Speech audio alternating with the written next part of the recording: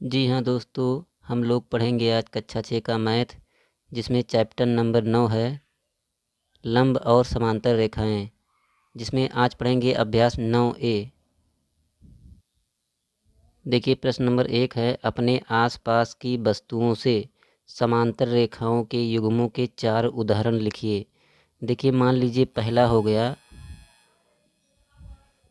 गया रेल की पटरी। तो रेल की पटरी जो हो जाएगी वो हो जाएगी एक दूसरे के समांतर। और दूसरा हो गया स्केल के सम्मुख किनारे। स्केल के सम्मुख सम्मुख किनारे, ये जो होते हैं स्केल के सम्मुख किनारे एक दूसरे के क्या होते हैं, समांतर होते हैं। तीसरा हो गया किताब के सम्मुख किनारे।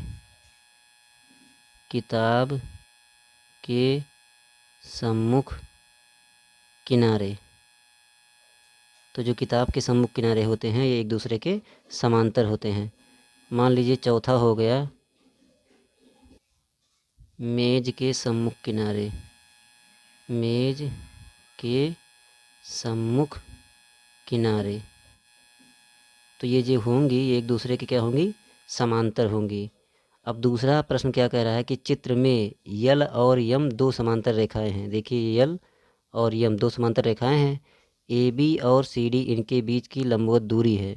यदि ए बी 3 सेंटीमीटर है तो सी डी की लंबाई ज्ञात कीजिए। तो देखिए जब दो रेखाएं ऐसे समांतर होती हैं तो इनके बीच की जो ये लंबवत दूरी होगी ये सभी एक समान होंगी। अगर ये 3 सेंटीमीटर दिया है तो ये भी 3, ये भी 3, ये भी 3, ये भी, ये सब क्या होंगी, 3 सेंटीमीटर होंगी यदि ये दोनों रेखाएं जो है समांतर हैं तो देखिए यहाँ लिखेंगे कि रेखा यल और यम दोनों समांतर समांतर रेखाएं हैं। और ये दोनों अगर रेखाएं समांतर हैं तो इनके बीच की जो ए बी होगी वो बराबर सी डी के होगी। तो ए बी अगर 3 सेंटीमीटर ये दिया है 3 सेंटीमीटर, तो ये भी क्या होगी, 3 सेंटीमीटर ही होगी। तो इसको लिख देंगे भी सी डी 3 सेंटीमीटर। अब देखते हैं प्रश्न नंबर 3। देखिए प्रश्न नंबर 3 है, चित्र में आयत ए बी सी डी के नाप लिखे गए हैं। ए बी और देखिए सी डी, ये प्रश्न नंबर 1 कह रहा है कि ए बी समांतर सी डी, यदि हाँ तो क्यों। देखिए ये हो गया ए बी और ये हो गया सी डी। अगर ये दोनों समांतर हैं तो इनके बीच की जो लंबवत दूरी होगी, ये देखिए ये वाला, ये कहीं भी लंबवत दूरी जो होगी ये क्या होगी, समान होगी। क्योंकि तो यहाँ हम सब लिख देंगे कि ए बी समांतर सी डी है। क्योंकि क्योंकि क्योंकि लिखेंगे कि दो समांतर रेखाओं के बीच की